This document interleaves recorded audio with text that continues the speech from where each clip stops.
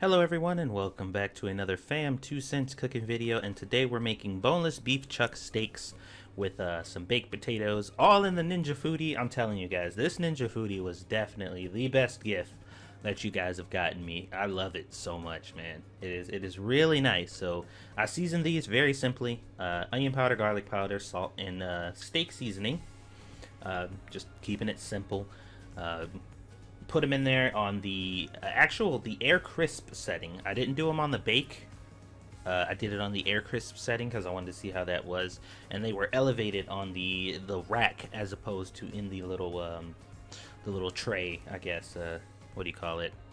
I guess we'll call it a tray for now. The frying tray or rack that you usually put them in when you're making like fries or wings or anything like that. I actually had them elevated so they were very close to the heat, almost getting broiled. But as you know, when you put them in the air fryer, the air circulates around there and cooks it pretty evenly. So I figured that'd be a good way to experiment and test this out to make sure that it works out really good.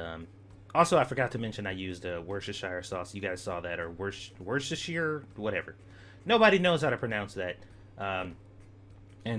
Just to marinate it. And what I did after I marinated the steaks is I covered them up with foil, tossed them in the fridge, and left them in there for about 2 hours to give them some time to marinate. And then I got to cooking. But before that, I prepped and cooked my potatoes first because, or at least while the steaks were marinating, I was cooking my potatoes first because I knew they were going to be a pain in the butt to cook afterwards because there's going to be like a lot of grease and stuff in the foodie afterwards. So I went ahead and took care of my potatoes. As you can see, I've rinsed them off and cleaned them really well, and now I'm poking holes into them for some ventilation. I don't know why I do this, to be honest. I've saw people do this a lot of times. I guess it helps the heat get into there and make sure that it cooks all the way through. I don't know if that's true or not, but I've seen so many people do it that I'm just going to say that that's the reason why I'm doing it.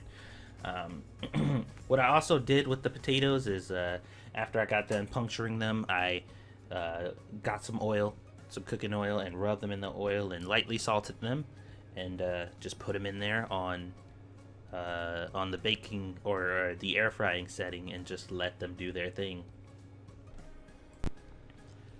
The potatoes cooked in the air fryer for about 15 minutes, and then the actual exterior, like the skin for the potatoes, was really crispy.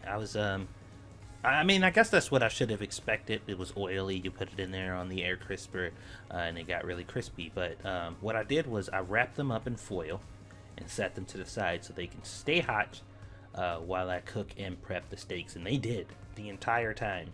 After I took those potatoes out, I wrapped them up in the foil, and they stayed hot the whole time the steaks were cooking. They were still really hot to handle after they were done, so that worked out. And it also softened up the skin a little bit, so it wasn't like French fry crispy or whatever, because I was a little concerned about that at first, but wrapping them up like that helped them steam a little bit, and that solved that little issue.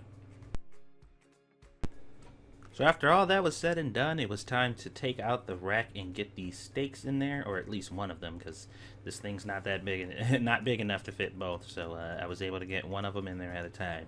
And this is pretty straightforward. You just cook it, you close the lid, you put it on the air fry setting, and you let it do its thing. And as I said before, the results kind of speak for themselves because it looked amazing, the end result. Now the steak you're about to see is squishy steak. I made hers first because I know she likes hers cooked longer. She doesn't like to see any pink whatsoever. She likes hers well done, no pink. She'll freak out if she sees any pink because she thinks it's nasty. I'm trying to save her and change her mind, but ain't no saving her, ain't no changing her mind. She likes it that way, so that's the way I make it for her. Although I don't mind my steaks well done either. I prefer them with just a little bit of pink. But doing that in the air fryer can be a little tricky if you want the necessary char and stuff on there or whatever. So sometimes you just gotta take what you can get with the if you're using an air fryer method to cook your stuff. It just kind of happens that way. As you can see, I turned the temp down for mine because I didn't want mine to char as quickly. So yeah, but they both came out and turned out looking really good, and like I said, I was very pleased with the results.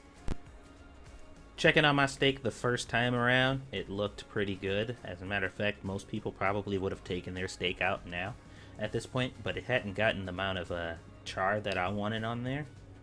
As you can see, it's ridiculously juicy, because there's this one in particular had quite a bit of fat in the middle there, so it was, oh man. It was delicious, but I put it back in there so I can cook a little more.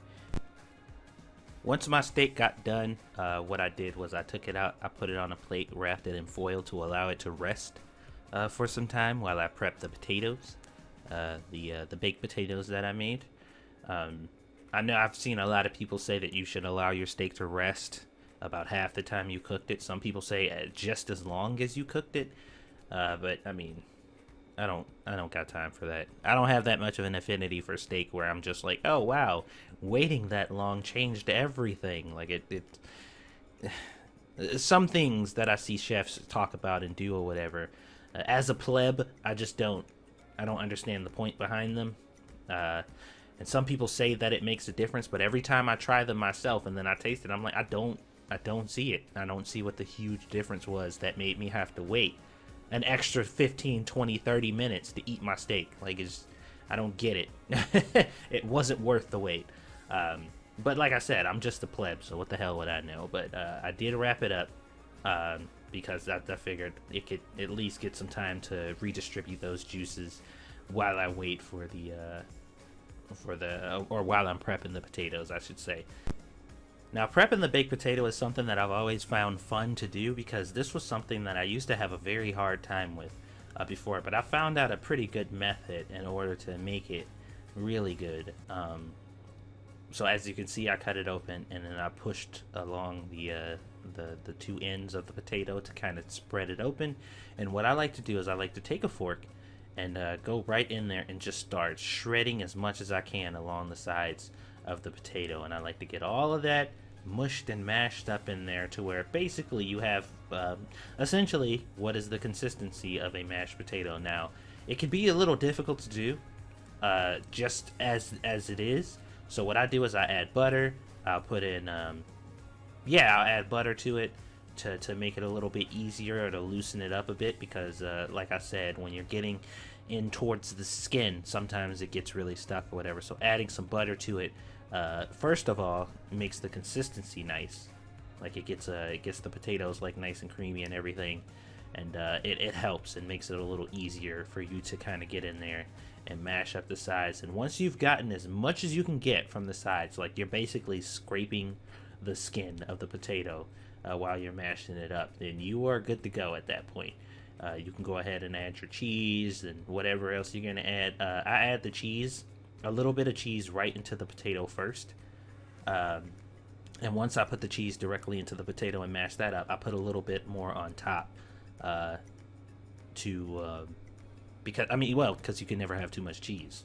That's why. I was about to give like some scientific explanation, but cheese is fucking awesome. That's why I do it. Once you do that, you go ahead and toss it in a microwave to melt the cheese. If you have some bacon bits, I like to buy the real bacon. That's what it's called, at least. It says it's real 100% bacon or whatever, but I mean, and it tastes exactly like bacon. So I'm inclined to believe them, but not those red bacon bits. Those are disgusting. They're disgusting. But yeah, I put the bacon on there too. Toss that in the microwave, give it a little time to cook after you put that on top of the cheese. Hit it with some sour cream. I used green onions this time because I didn't have like chives or anything, and it was amazing. It was absolutely amazing. One of the best baked potatoes I've had in a long time. But that's only because I haven't made them in a very long time. But I'm gonna start doing it more often because there's nothing like a really good baked potato. And it complemented the steak so well. I felt really good because it looked really good. And that's basically it, guys. A steak and potato dish. As you can see, all that the juices from the steak went right back up in there, exactly how I wanted it. Because usually you'll have like a pool of juices under there, and it was perfect, man. What more could you really ask for when it comes to a steak dinner? At least in my opinion, due to my standards, it was better than any restaurant I can go to. So thank you guys for watching. Hopefully you guys enjoyed it. Get yourself a Ninja Foodi. I know they're kind of pricey, man, but it's worth it. It is absolutely worth it. So, like I said before, guys, thank you for watching. I'll see you guys on the next one.